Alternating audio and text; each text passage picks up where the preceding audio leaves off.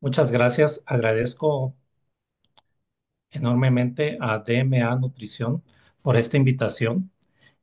El día de hoy vamos a hablar sobre una cepa probiótica Lactobacillus GG, el lactobacillus o el probiótico más estudiado, donde existen más estudios clínicos avalados científicamente, más de 250 estudios que lo respaldan, y sobre todo la revolución que estos probióticos han hecho en la primera infancia, en este tipo de pacientes que son los lactantes.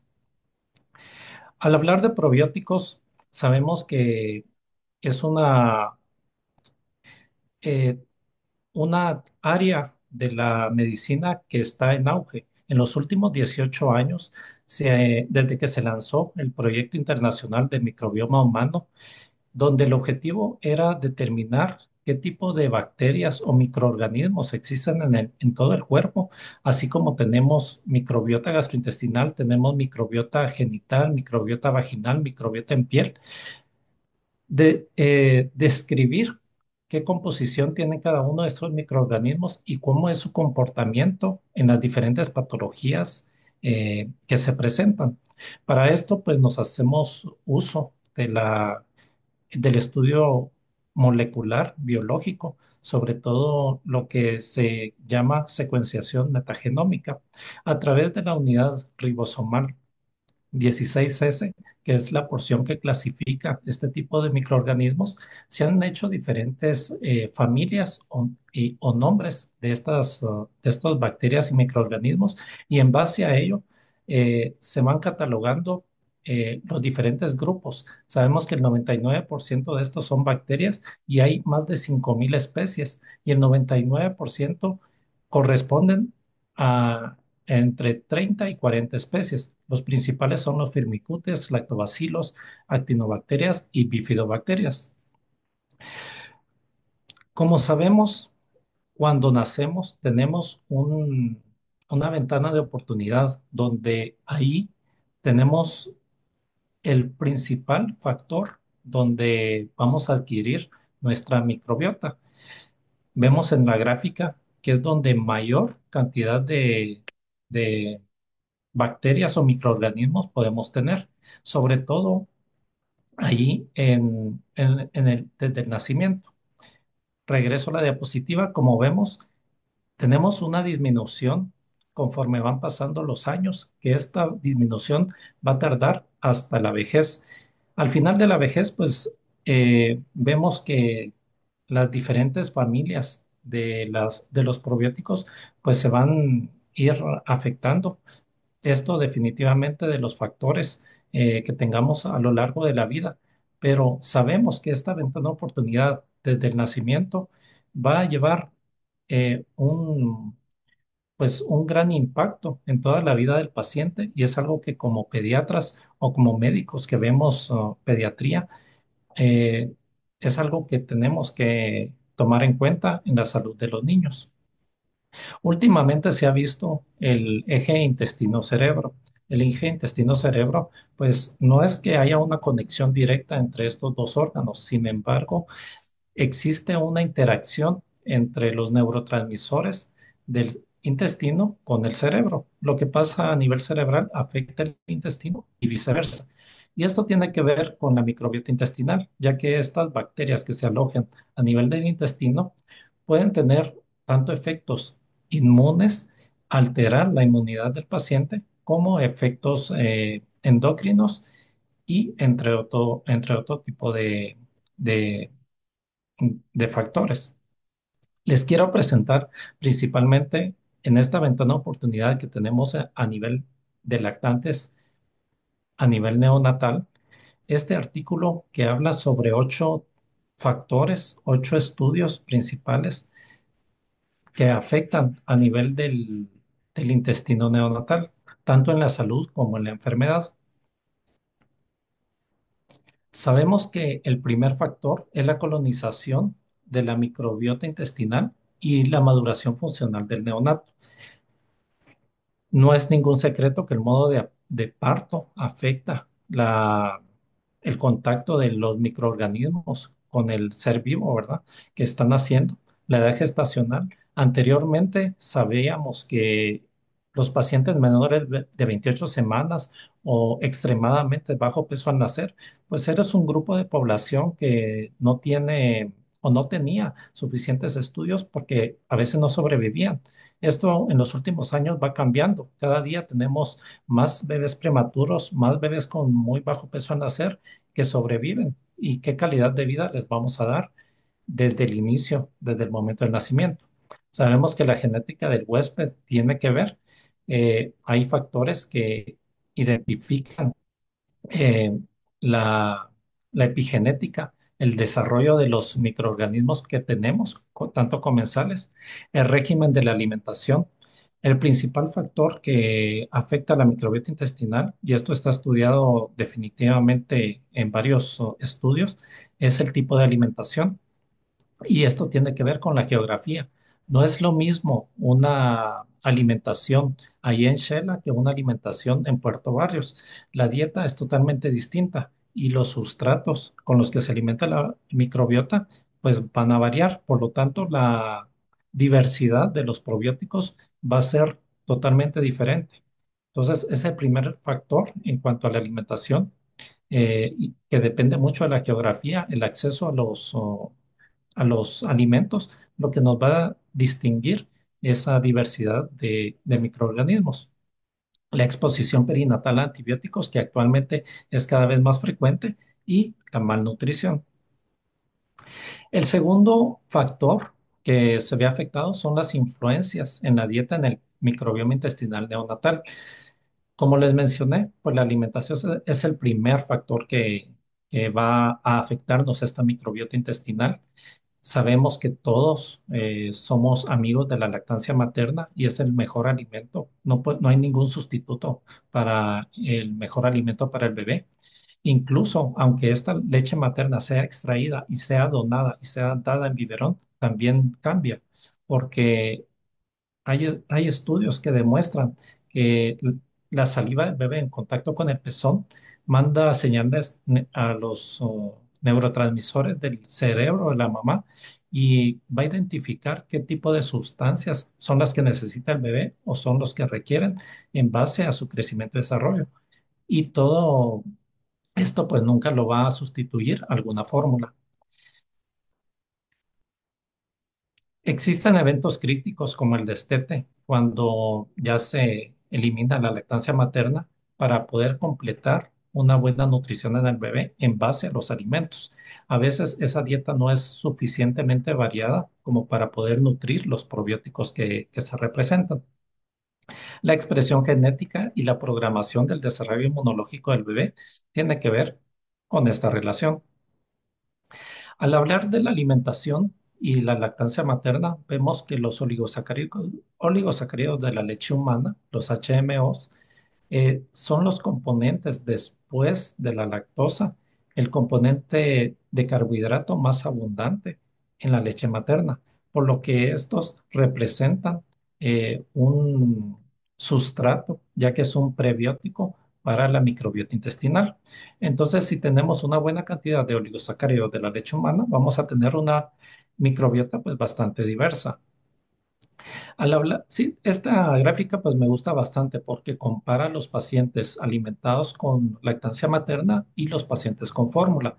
Como vemos, del lado de alimentados con lactancia materna, existen más de 200 HMOs en la leche materna y estos interactúan directamente con la microbiota, cosa diferente que existe en las fórmulas infantiles, donde se han agregado pues prebióticos, simbióticos, posbióticos y algunos pues tienen más evidencia que otros, pero nunca van a sustituir una fórmula infantil a una lactancia materna. El tercer factor que vemos en este documento en cuanto a los estudios son los mecanismos de utilización de estos oligosacáridos de la leche humana con las bifidobacterias. Las bifidobacterias son los microorganismos o los probióticos más abundantes en la leche humana. Estos interactúan a nivel de los probióticos a través de un mecanismo de sinergismo. Proveen sustrato, ya sea por difusión simple, difusión facilitada o transporte activo, para poder hacer formaciones de ácidos grasos de cadena corta, como es el acetato, el lactato y el formato. Estos sustratos en realidad son eh, prebióticos que van a ayudar a que este sinergismo sea cada vez más frecuente, ya que estos sustratos van a ser alimentos para los demás probióticos. Y así como un efecto sinérgico, cada vez se van a formando más probióticos para poder tener una buena diversidad a nivel intestinal. Si lo vemos en esta infografía, vemos que los HMOs, juntos con las bifidobacterias, disminuyen la cantidad de pH a nivel intestinal. Recordemos que un pH ácido nos ayuda para eliminar bacterias patógenas, ya que no se pueden desarrollar en este pH. Y lo que hace también es una producción de butirato, que es un postbiótico que nos ayuda para una alimentación de los demás probióticos. Entonces, como un círculo vicioso, pues nos ayuda de una forma positiva a seguir generando más probióticos para poder tener un sistema inmune adecuado y esto mejorar tanto la respuesta inmune innata como la adaptativa. El cuarto factor que vemos en este tipo de pacientes de lactantes, sabemos que son los antibióticos perinatales y que tienen genes de resistencia en el intestino neonatal. En países de altos ingresos, el 35% de las embarazadas se reporta que utilizan antibiótico durante el embarazo y en los lactantes es un 70%. La estadística aquí en Guatemala se cree que es 5 veces mayor. Imagínense tener 5 veces mayor esos datos. Es algo que pues nos afecta en cuanto a la microbiota intestinal neonatal. La OMS recomienda antibiótico justo antes del parto y esto nos lleva a que si antes del parto le colocan un antibiótico, pues ¿qué vamos a tener en el nacimiento del bebé? Se vio un estudio donde inyectaron cefuroxima después del pisamiento del cordón, donde el grupo recibió 30 minutos y otro grupo recibió 30 minutos la cefuroxima antes de la incisión de la piel. ¿Qué es lo que se vio? Que en los pacientes que tuvieron pinzamiento le pusieron cefuroxima antes de la incisión de la piel, hubieron disminución de la abundancia absoluta de bifidobacterias, que es como les mencioné, es el probiótico más abundante. Y hubo un aumento de la intensidad del llanto, dolor abdominal y la tasa de la defecación. Aumentaron los trastornos funcionales solo por el hecho de haber colocado la cefuroxima antes de la incisión de la piel en las pacientes embarazadas. Al año de vida persistiendo estas diferencias en los perfiles de la microbiota fecal. Entonces es algo que pareciera mínimo, pero a largo plazo, hasta el año, todavía se ven esas diferencias en cuanto a estos dos tipos de grupos, solo por el uso de antibiótico antes de nacer. El quinto factor son los microbios intestinales neonatales en las diferentes enfermedades. Sabemos que una de las enfermedades que más afecta a nivel de los prematuros es la enterocolitis necrotizante, este grado de inflamación que existe a nivel intestinal donde hay una menor cantidad de Helicobacter Escherichia coli, hay mayor cantidad de Staphylococcus epidermidis, y esto provoca unas diferencias entre la abundancia de genes de resistencia y los factores de virulencia. Es un factor que nos va a causar un grado de inflamación severo en este tipo de pacientes y por lo tanto tenemos que saber qué podemos hacer para poder disminuir este cuadro de inflamación. Otro tipo de patología que afecta a los lactantes es el retraso de crecimiento postnatal, que afecta hasta el 50% de los pacientes muy bajo peso al nacer. Estos, recordemos que pueden producir productos de la fermentación del microbiana y podemos tener ácidos grasos de cadena corta, lactato, ácido indoláctico, que pueden mejorar el crecimiento o regular la extracción de energía de la leche en el crecimiento óseo. Por lo tanto, tener una microbiota intestinal sana nos va a tener epitelio intestinal con buenas uniones donde vamos a tener mejor absorción y esto va a repercutir en un buen crecimiento postnatal. Por lo tanto, debemos de saber qué tipo de probióticos son los mejores utilizados para bajar la inflamación y tener pues un intestino bastante saludable. Existen unas revisiones sobre el uso de probióticos en la unidad de cuidados intensivos neonatales, que es el sexto factor que se estudió en este artículo. Una revisión de Cochrane en metaanálisis con 10.000 lactantes prematuros sugieren que los probióticos pueden reducir el riesgo de NEC hasta en un 50%. Ante esto, pues también se ha visto la seguridad de los probióticos. Solo en un paciente vio que había proliferación de de hongos por el uso de probióticos, pues fue nada más en un paciente.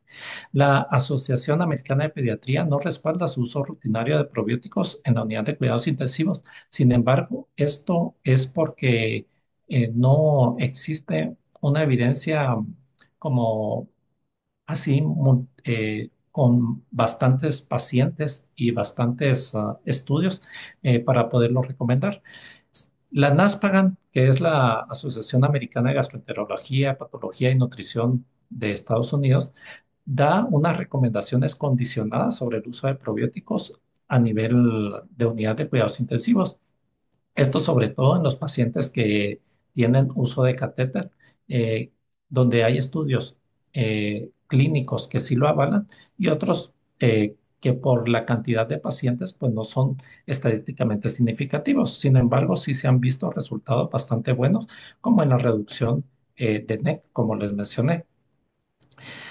Esta reducción de NEC también se ha visto en la reducción de sepsis y la mortalidad neonatal, que al final de cuentas, pues termina repercutiendo en la vida del paciente.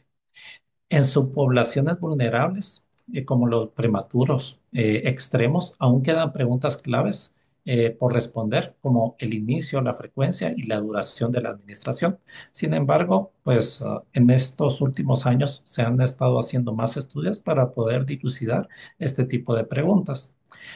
Los prebióticos son mejor tolerados, sin embargo, los resultados son modestos, no son resultados tan fidedignos como los probióticos. Y la combinación de estos, los probióticos con los prebióticos, tienen mayor sinergia. Sin embargo, se necesitan más estudios porque los estudios también son muy limitados. Hay más estudios en el uso de probióticos solos. El paso 7 es traspasar toda esta ciencia, estos estudios que tenemos del microbioma neonatal para mejores resultados de la salud del paciente, para saber que las terapias sean seguras, sean efectivas. El Bifidobacterium, entre estos el hongo, es la especie más abundante, como les mencioné, el intestino, mejora significativamente los aspectos desde el nacimiento y durante toda la vida. Principalmente debemos de minimizar eh, las diferencias que existen entre los nacidos con cesárea y los de parto vaginal para que tengan las iguales oportunidades de crecimiento y de mejoramiento de la salud. Existen algunos estudios de muy baja calidad científica sobre pasar hisopos vaginales maternos aplicados en la boca, en la cara, en el cuerpo del bebé, para ver o para que tengan esa contaminación de los pacientes nacidos por cesárea. Sin embargo, los estudios muestran muy poca evidencia como para poderlo recomendar, que sea una rutina que lo hiciéramos, ¿verdad? El último paso son las intervenciones terapéuticas con prebióticos y probióticos. Este es simbiótico. Sabemos que modulan la microbiota intestinal ya que proveen un sustrato a los probióticos, pero ensayos clínicos aleatorizados han demostrado que el Lactobacillus rhamnosus GG, sobre todo la cepa AATCC 5310-3, tiene efectos significativos, principalmente a nivel de alergias y a nivel de la inmunidad. Este estudio nos habla sobre la composición y la función de la microbiota intestinal en la infancia de niños que nacieron y los compararon sobre todo con placebo y también con un prebiótico que era galacto oligosacáridos y polidextrosa. También tenían un grupo control, que eran los grupos que fueron alimentados con lactancia materna y nacidos por vía vaginal. A estos grupos, si vemos el grupo número 3 fue el que se le colocó los probióticos, el EGG, se le colocó al día 3 y al día 60. Lo que quiero que vean es de que existe una diferencia taxonómica de los diferentes grupos. Del grupo a término, nacido por parto vaginal, alimentado por leche materna, del grupo de referencia, que fuera un grupo pretérmino, prematuros, alimentados con placebo, el grupo de probióticos con el EGG y el grupo que se le colocó prebióticos y fueron prematuros. Si vemos que al final del mes, 6 meses, 12 meses, existe una diferencia significativa, al final, al año, se logró que el grupo alimentado con probióticos se simuló bastante con el grupo de referencia que tenían leche materna y alimentados por vía vaginal. Por lo tanto, pues tuvieron una mejoría o simularon ese grupo de pacientes nacidos por vía vaginal con el paciente alimentado con fórmula y con LGG nacido por cesárea. Sabemos que los mecanismos de los probióticos son de diferente tipo. Por ejemplo, existe competición por nutrientes. Captan los nutrientes, sobre todo los azúcares y las grasas, ¿verdad? Los ácidos grasos de cadena corta para poder competir contra ellos y con las bacterias patógenas para eh, poder proteger nuestro cuerpo. Inhiben las enterotoxinas, sintetizan las bacteriocinas, también tienen efectos antiadhesivos al aumentar la producción de moco y modulan la microbiota intestinal. Esto para hacer también una promoción de las funciones de barrera a través de las uniones intercelulares, una promoción de la respuesta inmune y la modulación de la respuesta tanto TH1 como TH2. Para saber de probióticos debemos de estar actualizados y ir leyendo constantemente sobre las nuevas guías. Es principalmente esta guía que es de la Organización Mundial de Gastroenterología que fue publicada en febrero del 2023. Es la última guía donde están avaladas por las diferentes sociedades de gastroenterología, también de alergología e inmunología. Eh, este tipo de documento representa todos los estudios que hay que son tienen validez clínica y que son considerados significativamente confiables, tanto para adultos como para niños. Y si vemos, existe un gran trabajo en este tipo de estudios para que nosotros podamos ya aplicar los diferentes probióticos en la clínica que vemos, tanto privada como hospitalaria y pública. Este es un estudio que nos habla sobre el agregar prebióticos, prosimbióticos y posbióticos a las fórmulas infantiles para ver las respuestas inmunes que tienen en los lactantes. Vieron las respuestas clínicas del crecimiento, la prevención de infecciones, la inmunidad, la inflamación, los resultados biológicos, tanto respuestas a la vacuna como sensibilización alérgica y también los resultados no clínicos. Entre estos, la microbiota fecal, los ácidos grasos de cadena corta, el pH y lo que se vio, que el Lactobacillus rhamnosus GG colocado en las fórmulas aceleró la adquisición de tolerancia de la leche de vaca en los pacientes con alergia a la proteína de la leche de vaca. También mejoró los trastornos funcionales intestinales y limitó la marcha tópica en bebés a los 12, 24 y 36 meses. Y esto nos hace dar una pauta de que tiene un componente que aumenta la producción de butirato, conocido como un sustrato, ¿verdad? Para este tipo de probióticos, donde lo van a aprovechar otros probióticos y van a hacer este efecto de sinergismo que les menciono para tener una buena diversidad. Junto con esto, los mecanismos epigenéticos para poder desarrollar este sistema inmune. También se vio que después de un seguimiento de 5 años no se observaron diferencias significativas entre los pacientes que utilizaron una fórmula de extensamente hidrolizada con LGG con una que no tenía LGG. Y esto es importante porque no se vieron como efectos secundarios sobre el uso de probióticos en este tipo de pacientes. Tampoco hubo una diferencia entre los grupos eh, con respecto a las reacciones de inflamación de la calprotectina fecal. El Lactobacillus rhamnosus también ha sido estudiado en el periodo perinatal para la prevención de no solo de alergia a la proteína de la leche de vaca, sino que de dermatitis atópica en este tipo de pacientes. Este es un metaanálisis, es una revisión sistemática donde se evaluaron todos los estudios que hablaban sobre la prevención de dermatitis atópica en el periodo de lactantes. Y como vemos, todos estos estudios marcan un odds radio a favor del Lactobacillus rhamnosus, con una P significativa menor de 0.001 a nivel de un 48% de efectividad para poderlo recomendar como prevención de dermatitis atópica. También este otro estudio quiso evaluar las reacciones de inflamación en los tipos de pacientes lactantes en cuanto a la inflamación con respecto al cólico infantil. Lo que evaluaron fue el número de glóbulos blancos como un signo de inflamación junto con el factor de necrosis tumoral alfa y la interleuquina 6. Junto con esto, se vieron que en el día 0 y en el día 28 hubo una reducción de 161 minutos en el grupo con probióticos de LGG. Esto, pues una P menor de 0.05 en comparación con el grupo placebo, donde solo hubo una reducción significativa de 32 minutos con el mismo nivel de confianza del valor de P.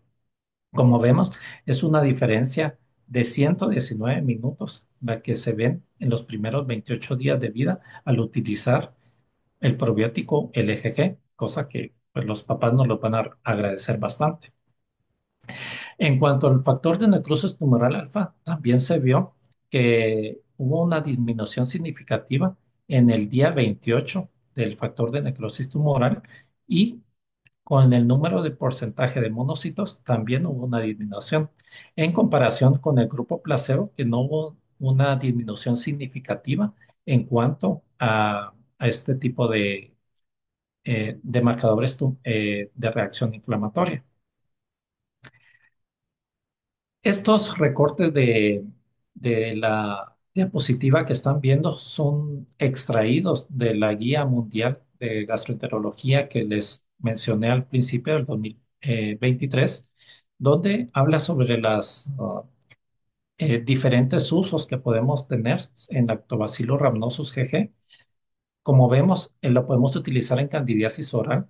Sin embargo, este estudio ha sido hecho en adultos, pero vemos que en candidiasis oral en adultos hubo una reducción de la prevalencia de cándida eh, en este tipo de pacientes. Entonces, también nos podría poder traspolar en la población infantil por la candidiasis oral.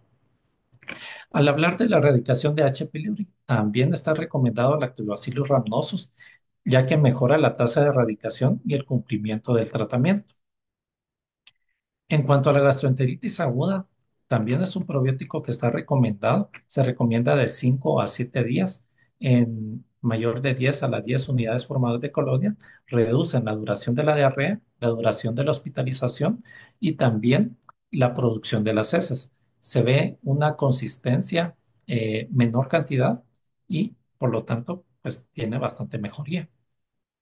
En cuanto a la diarrea asociada al uso de antibióticos, también es un probiótico que tiene estudios clínicos sobre esto, donde hay una reducción de riesgo de esta diarrea del uso asociada al uso de antibióticos a través de la ESPAGAN del 2016. La diarrea nosocomial y la NEC, como vimos, reduce hasta en un 50% la formación de NEC según ensayos clínicos y según la ESPAGAN, pues tiene menor riesgo de diarrea nosocomial. Otro estudio en el 2020 también lo recomienda eh, para poder disminuir la diarrea nosocomial y la NEC. En cuanto al dolor abdominal funcional, sabemos que el Lactobacillus rhamnosus GG, este es asociado para el síndrome de intestino irritado. También tiene estudios que lo avalan para poderlo recomendar con una dosis de 2 veces al día. Concluyo con que los probióticos pues son cepa específicos, no podemos utilizar estudios que estén avalados o una cepa para una cepa específica, aplicarlos en otra cepa, ¿verdad? Son estudios que son específicos para estos y los que el Lactobacillus rhamnosus es el que tiene más estudios y el que está más avalado en la mayoría de patologías. No todos son iguales, ¿verdad? Tenemos de saber para qué es que lo utilizamos y para qué efectos clínicos son los que vamos a tener. El Lactobacillus rhamnosus GG acelera la tolerancia a la proteína de la leche de vaca, como lo vimos en un estudio, esto aumentando la producción de butirato, modulando la respuesta inmune. El EGG mejora los trastornos intestinales funcionales, entre esos, pues el cólico infantil, el síndrome de intestino irritado, está recomendado para la diarrea aguda también, la diarrea asociada al uso de antibióticos, diarrea nosocomial, la NEC, el dolor abdominal de tipo funcional. Aquí van todos los tipos de dolor abdominal funcional que hay para niños menores de 4 años. Candidiasis oral, como vimos, lo podríamos traspolar en niños y la erradicación de Helicobacter pylori. Bueno, con esto, pues es un gusto para mí y estaré atento para las preguntas que puedan surgir.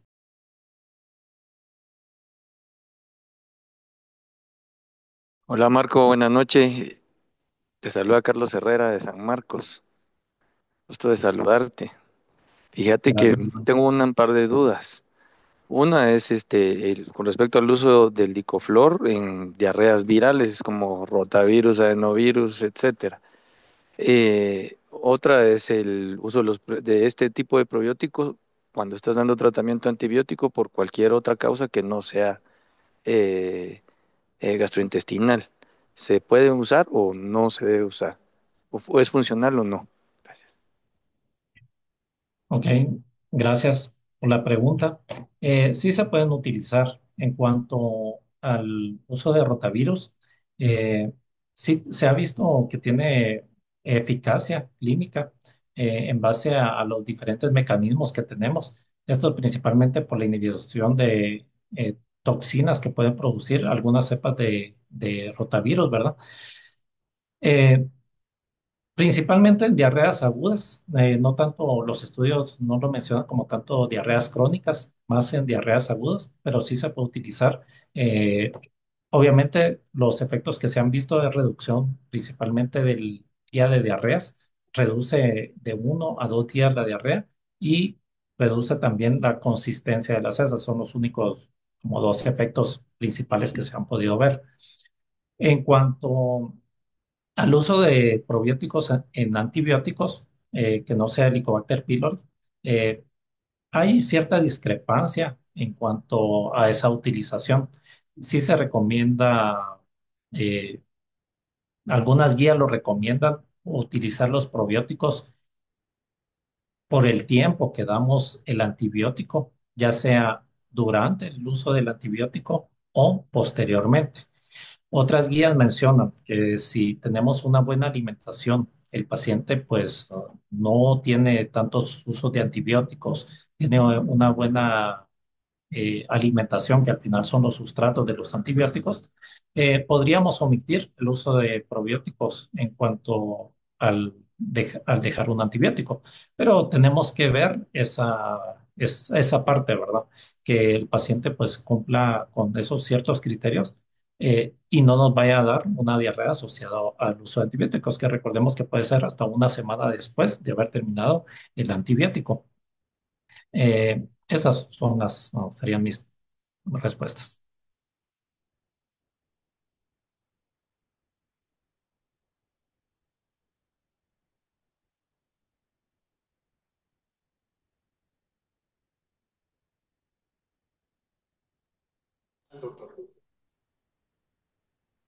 Buenas noches, doctor. Muy bonita la ponencia, felicidades. Solo quisiera saber cuánto tiempo recomienda usted el uso de probióticos en pacientes que cursan con intolerancia a proteína de la leche y en niños que no son alimentados con lactancia materna.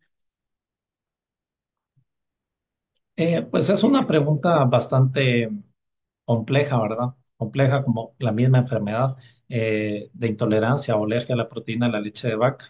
Eh, un tiempo que podamos decir que se recomienda estipulado, pues no hay. Eso difiere mucho de diferentes factores, pero principalmente les podría decir en lo personal lo dejo mientras duran los trastornos gastrointestinales funcionales, que son alrededor de los 3 meses, primeros 3 meses, 5 meses, ¿verdad?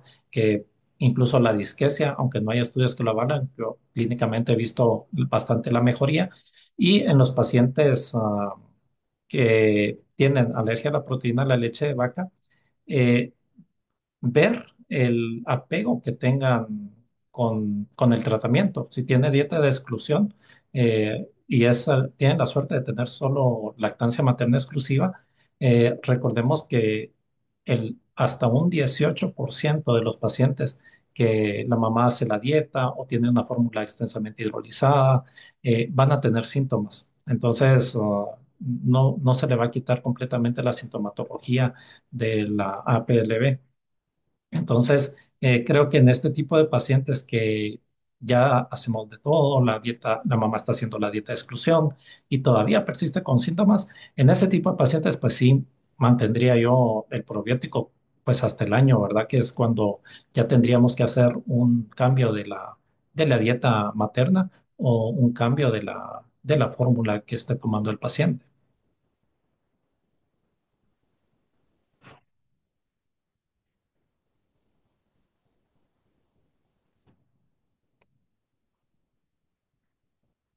No sé si tienen alguna otra pregunta o respondí sus dudas ahí.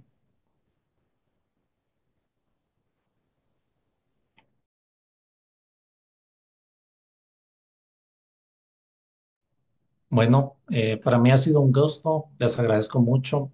Lamentablemente no pude estar presente, pero tienen una bonita ciudad y éxitos en todo lo que hagan. Muchas gracias, DMA Nutrición, por la invitación y estoy a la orden por cualquier otra cosa que necesite. Gracias, feliz noche.